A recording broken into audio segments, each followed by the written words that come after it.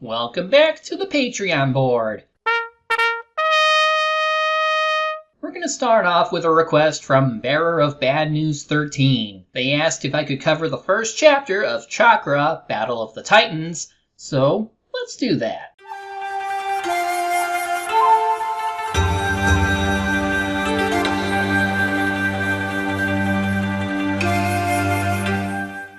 Chakra BOT, or Chakrabot, was a webcomic series by Arvin92 that ran from 2008 to 2021. It can be found on DeviantArt and on Webtoons, and it's a fantasy series inspired by Clover Studios' Okami. So there are a lot of mythological references that I might not be familiar with, but I will try to discern them the best I can. I'm familiar with Arvin92's other comic series, called Africa, and I found it quite interesting. I'm curious about her earlier work, so on with the first chapter of Chakrabot. First and foremost, the art style, which seems to be pretty impressive even for something this early on. I think this looks to be made with color pencils. With the way things look and the title logo having these elemental symbols, it's pretty cool. Now, we start with a legend regarding Shiranui, a celestial wolf, no doubt lifted from Okami and Japanese folklore. It triumphed against the demon serpent Orochi with the help of friends and allies.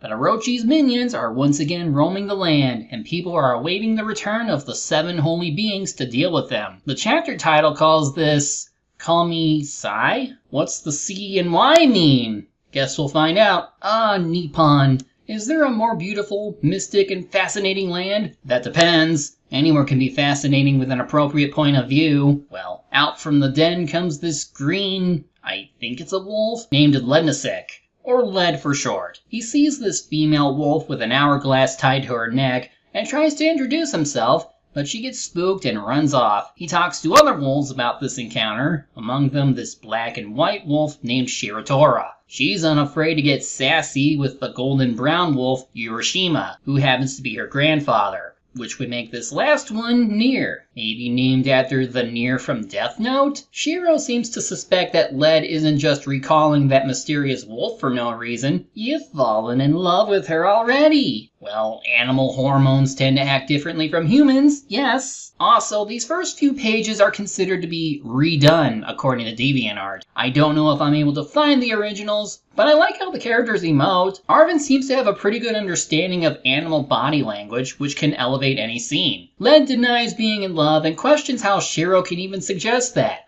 If I didn't know any better, maybe she had feelings for him at some point, or still does. Either way, they hear a scream from Urashima. He's been attacked by this large gray wolf named Steel, who already gouged his throat. If it isn't a helpless old wreck and his pipsqueak friend. Excuse me, Mr. Big Bad Wolf, but I think you mean pipsqueak. Urashima hopes to stand up to him, but is immediately whacked in the face. Considering the previous panel, Steel looks massive compared to our old wolf buddy. This is also the last redone page, so what follows is how this series would have looked at the beginning. There are still color pencils, though you can definitely see how the fur looks compared to before. I don't know how to really describe it, but you can see more lines that would make them spikier. Either way, Steel then attacks Nier before Led intercepts him. He goes for the throat while Shiro checks on her grandfather. Urashima is still alive, but he tells her to help Nier. Steel insults Led and is tossed into a tree for his troubles. Normally, that and a damaged throat is enough to kill a wolf, but Steel survives this. Then the mysterious wolf with the hourglass shows up. She seems to anticipate Steel's attacks and dodges them perfectly as if she's a mind reader, then asks Led if he wants any hope in saving his family. He has doubts, since he feels weak, but like every shonen hero, he builds the resolve to fight back. Even Urashima gets back up to catch Steel by the throat. You again? Are you dead yet? Shut up. You dare to step into my territory. You tried to kill us. You've been playing with me as if I were a toy.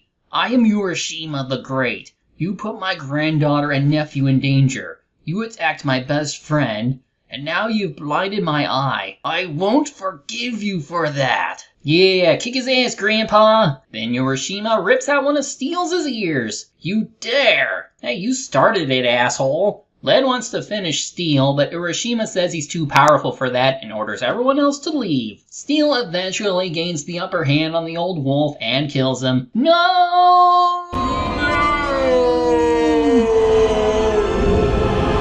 This makes Led very angry, but not as angry as the Mystery Wolf. This causes a convergence with some spirit dimension, and our hero seems to reach this pyramid of animal beings. One of those beings give the Mystery Wolf a flame aura of sorts. Steel realizes that he's beat and tries to flee, but gets the worst of this super-powered beatdown. He seems to survive broken teeth and more, but you know the old saying, "Omae wa mou shindeiru." Nani?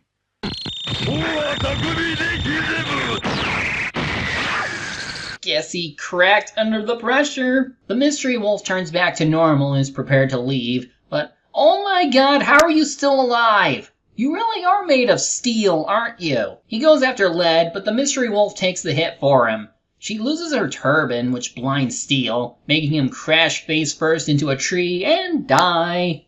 Finally, turns out the Mystery Wolf has a third eye. Well, that actually makes sense. The third eye is generally associated with clairvoyance and other spiritual abilities, so it would be a good fit to her mind-reading power. She runs away again, but Led follows her just to see if she's alright. She admits that she's surprised that he came despite being a monster, but come on, if she didn't intervene, the other wolves would have died, and they're very thankful for her help. Led decides to introduce the Mystery Wolf to his friends properly, and they all help to give Urashima a beach burial. He was born on these shores, so he will die on these shores. They do the howling, with Led lamenting not being able to do anything to save him, but it made him realize one thing. We live in a world of beauty and majesty, a world the great god who brings the sun found worth protecting. However, there are some, like Steel, who ignore our past and only aim to cause pain and suffering. This is why I decided to leave, to fight evil in order to protect those in need, and rid the world of scum like Steel. Good speech, but the world doesn't always have clear-cut or obvious villains like Steel. And don't get me started on possibly dealing with the Hugh-Man, assuming they exist in this world. Shiro doesn't want Led to go, but in the end she understands his resolve. After he and the Mystery Wolf leave, they try to formally introduce themselves again. They even have a cute moment of bumping noses. And we finally learn her name.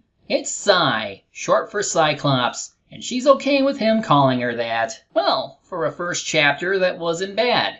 And I certainly can see quite a difference between Arvin's first foray into comic creation versus Africa. There's clearly a lot of influence from shonen anime and video games here, from the hairstyles to the use of Japanese honorifics. It's not bad, but just a little too tropey. We have the boilerplate beats like the death of an elderly caretaker and the subsequent coming of age for a young protagonist to better himself. It could still evolve to feature more complex themes, but that's not hard to determine from just reading one chapter. I wouldn't mind reading the rest of this series at a later date. And with how short this video was, I'll actually do one more chapter just before I finish off this season. It's a fascinating look at the early stage of an upcoming artist, and Chapter 1 already showed some of the quality and promise that became more obvious in time. But next time, it's back to the Simba trilogy from Mondo TV. One last time.